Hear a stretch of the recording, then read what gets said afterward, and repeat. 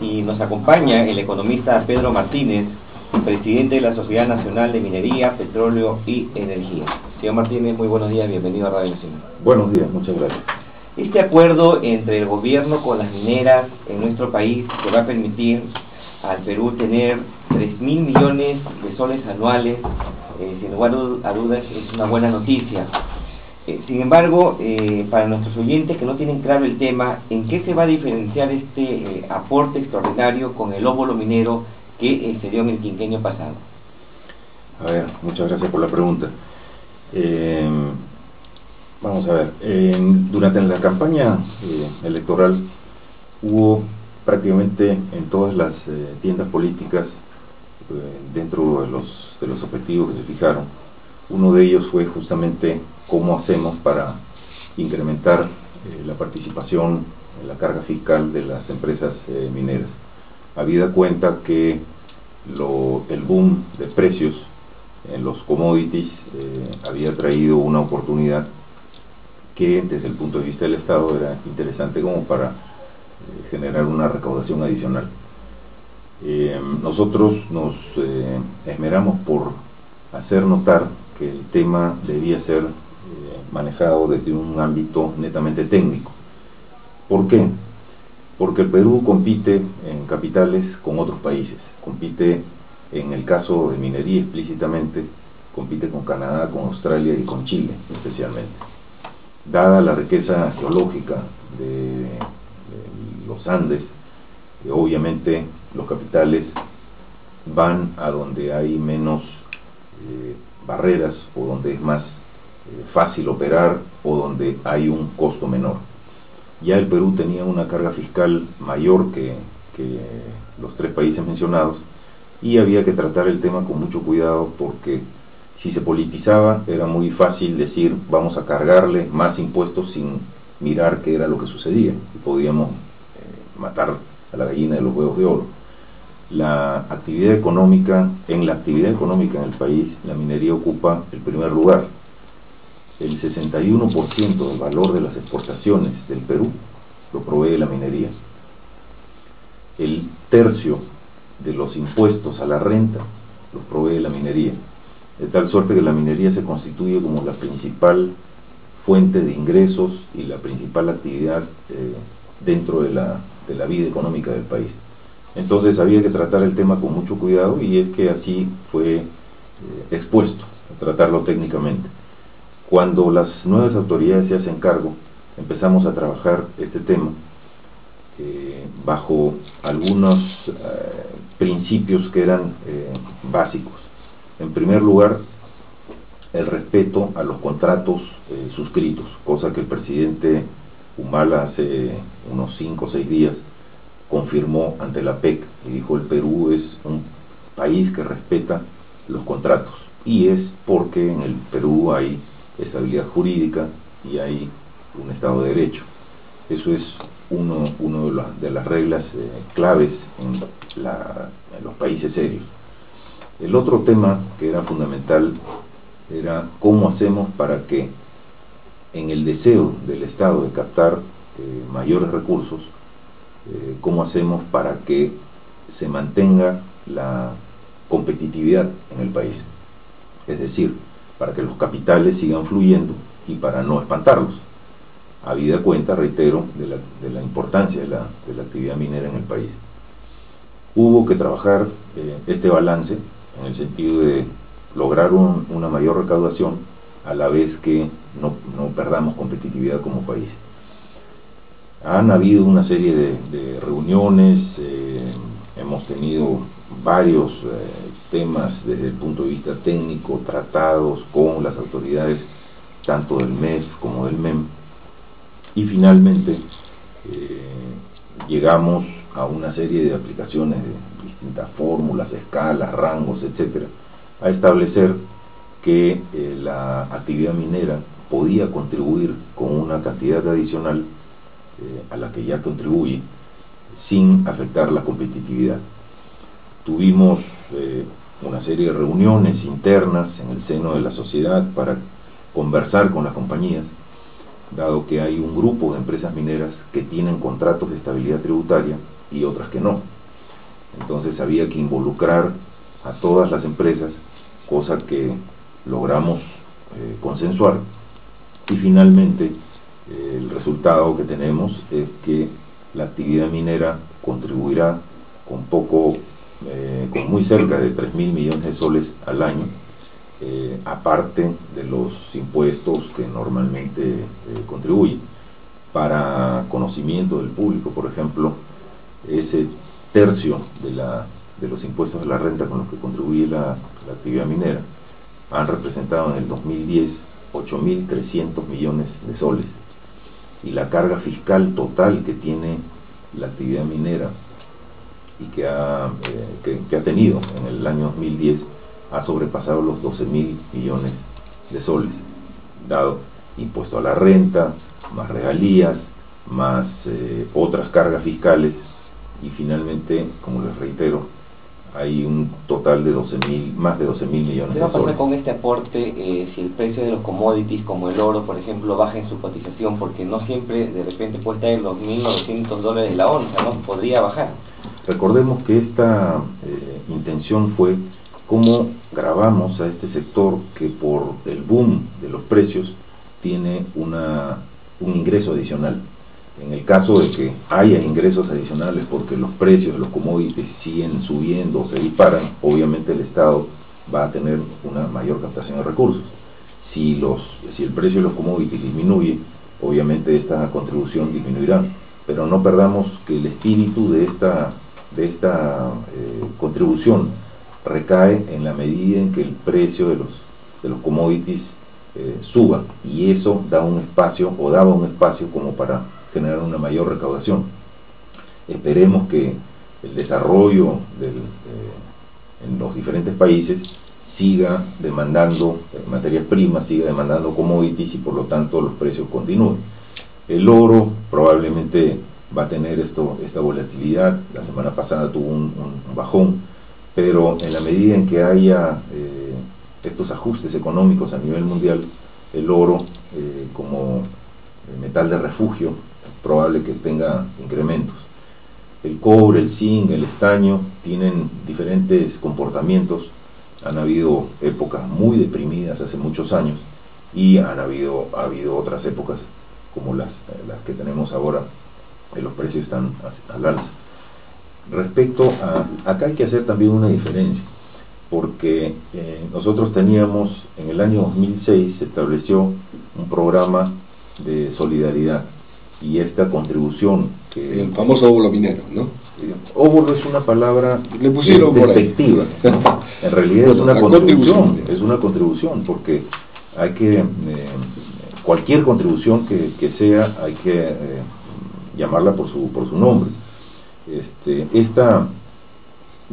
programa de solidaridad o este aporte voluntario significó en ese entonces un monto de 500 millones de soles al año, pero estamos hablando de otra época. Hay algunas personas que insisten en comparar esos 500 por año contra los 3.000 por año de este aporte en este momento, ¿no?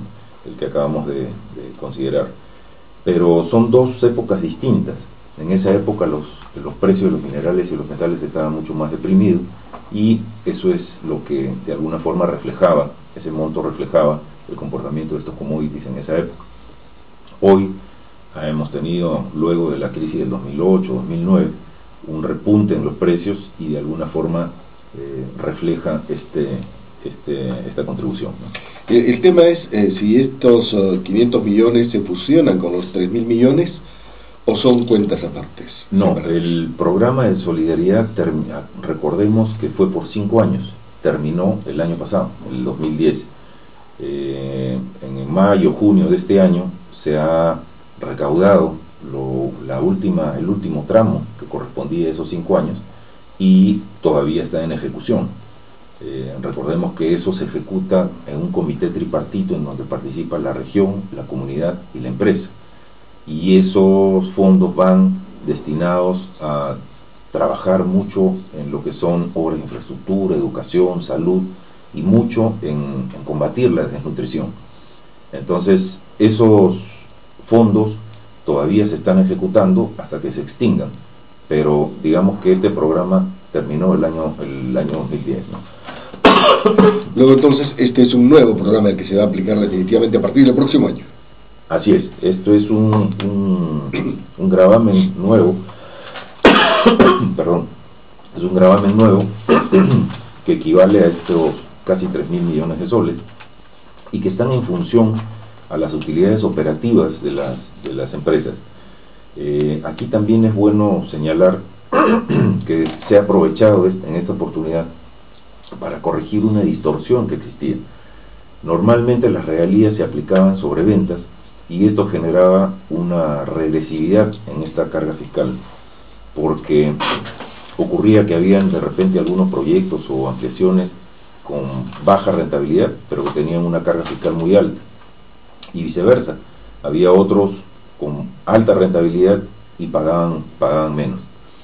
Con esta corrección de aplicar sobre la utilidad operativa, vamos a lograr que pequeños proyectos sean viables económicamente y por lo tanto puedan entrar a la tubería de los proyectos, a realizarlos. Finalmente corregimos esta regresividad y, en pocas palabras, quien tenga mayor rentabilidad pagará más. Correcto, está claro eso, ¿no? Perdón, estamos con los efectos del clima, definitivamente. Muy bien. Hemos escuchado las apreciaciones del congresista Javier Descanseco, que le ha manifestado que le parece muy bien esta contribución, pero que puede ser más aún. Es decir, ¿esos 3.000 podría incrementarse? ¿Hay la posibilidad por lo menos para el próximo año? Yo reitero que esto está en función de la utilidad operativa de las empresas, las cuales están en función del precio de los commodities. Si el precio de los commodities sube, obviamente la contribución será mucho mayor. Pero sí hay que aclarar un tema. No regresemos a politizar el tema, porque politizándolo podríamos decir sí se puede conseguir una cantidad adicional, etcétera, pero eso podría poner en riesgo toda esta cartera de proyectos que para los próximos 10 años suman 42.000 millones de dólares. O sea, no hay que dispararnos al pie, hay que ser muy cuidadosos y lograr un equilibrio entre la mayor recaudación, el deseo de mayor recaudación del Estado versus la competitividad del país. Podemos mañana ponerle un impuesto, si nos da la gana, del doble o el triple, pero se acabó la actividad minera en el país, porque ningún inversionista va a venir para invertir en un país en donde la carga fiscal es tan alta y se irán a Chile o a Canadá o a Australia. Creo que ese juego hay que tener un buen balance de hasta dónde se puede maximizar la captación de recursos sin perjudicar la actividad. Lo que hemos conseguido en esto y el consenso en las empresas mineras es que ellos van a continuar sus inversiones, a pesar ya de que con esta carga fiscal adicional ya nos colocamos por encima de Chile en algunos puntos, pero digamos que hay algunas otras consideraciones que podríamos Chile tener. Tiene un mayor aporte, nos parece, al Estado, en este momento nosotros, eso era hasta antes, esto es lo que va a suceder a partir de ahora. Nosotros nos vamos a poner en unos puntos adicionales. Ya estábamos altos con respecto a Chile. Con este aporte vamos a estar un poquito más altos de lo que está Chile hoy, pero aún seguimos siendo competitivos, y ese equilibrio, ese balance es el que vale la pena destacar. Vamos a tener una mayor carga fiscal, pero vamos a seguir siendo competitivos y por lo tanto seguirán fluyendo las inversiones. Hay muchísimos proyectos para explotación minera. ¿Cómo observan ustedes la dación de la ley de consulta? ¿De alguna manera esto puede entorpecer el avance de esos proyectos mineros o es cosa de conversar previamente con las comunidades? Miren, antes de esto, las empresas mineras o las empresas de hidrocarburos eran las que tenían el contacto directo con las diferentes comunidades, y el trabajo que se hacía era justamente el que hoy, con la dación de esta ley, le va a corresponder al Estado hacer. Recordemos que Muchas de las exploraciones mineras se desarrollan a 4.000, 5.000 metros donde el Estado está ausente. Por lo tanto, digamos, los primeros contactos los hacía la propia empresa. Con la dación de esta ley, que recoge el espíritu del convenio 169 de la OIT, en el sentido de que hay el derecho de ser consultado, es decir, los pueblos originarios o indígenas tienen el derecho a ser consultados. Al Estado le va a corresponder hacer la consulta y explicar las bondades, qué zonas va a tomar, qué zonas va a ocupar, etcétera, etcétera, las diferentes actividades de las que se trate, sean mineras o hidrocarburíferas. Y al Estado le va a tocar resolver en el supuesto caso de que hubiese algún tema pendiente. Y de esta forma las actividades podrán fluir de una mejor manera. Pero no causa inquietud a su sector esto. Para esto yo le diría lo siguiente: hay que ser muy claros en que falta el reglamento, pero ese reglamento debe ser muy transparente y muy claro para evitar justamente interpretaciones equivocadas o equivocaciones. Si queremos, en la sociedad de minería, petróleo y energía hay una línea maestra que es cómo hacemos para fortalecer la cultura de diálogo. A nosotros esta ley es una forma, es una herramienta para fortalecer la cultura de diálogo. Lo hemos hecho durante todas las actividades que se han realizado, las empresas son las que se han ocupado de este tema. Hoy es un espacio adicional para cerrar brechas y poder tener una mejor relación con las comunidades, pero el trabajo lo va a tener que hacer el Estado. Y yo creo que van a seguir fluyendo las inversiones en la medida en que tengamos un reglamento, reitero, transparente y claro, para evitar equivocaciones o interpretaciones antojadizas. Que las comunidades no tengan derecho a veto en las obras, en las ejecuciones de los proyectos, ¿le da tranquilidad a ustedes? Mire, el convenio 169 habla justamente de eso, de que no tiene carácter vinculante. En pocas palabras, lo que hay que ver es al país, al Perú, como un país unitario, ¿no es cierto? El Estado es el encargado de ver en dónde se desarrollan las diferentes actividades y cómo es que deben desarrollarse estas actividades. Hoy la minería moderna convive con la agricultura, no solamente en otros países, sino aquí mismo en el Perú hay varios ejemplos en donde se trabaja muy de cerca con la agricultura, y hay muy buenos ejemplos en cuanto a tratamientos de agua o a reservorios, a piscigranjas, y eso es una demostración adicional de que sí se puede trabajar minería y agricultura. De repente la gente tiene todavía metido la imagen de una minería antigua que contaminaba, pero no es el caso del día de hoy. Pero sí hay que hacer notar una diferencia, y vale la pena, ya que llegamos a todo el Perú, vale la pena destacar que tenemos una minería ilegal, una minería informal, que esa es la que contamina, porque allí no hay ningún cuidado, no hay fiscalización, el Oxinermin, la OEFA, el Ministerio del Ambiente, no llegan a esa zona, y esa minería ilegal que contamina, que vierte cianuro, mercurio a ríos y tierras, nadie la controla. Entonces la gente puede tener efectivamente la imagen de que la minería es mala, es dañina porque contamina. Hagamos una separación. Yo creo que la minería moderna tiene claros ejemplos de altos estándares de manejo medioambiental versus una minería ilegal e informal que hay que combatir. Y aquí vale la pena hacer un ejemplo. En Tambo Grande, por ejemplo, se recordarán, en la zona de Piura, que hubo una compañía americana que estuvo detrás de este proyecto. Se la espantó. ¿Y hoy qué tenemos? Tenemos cerca de 15.000 mineros ilegales vertiendo mercurio y cianuro a los ríos y no pasa nada.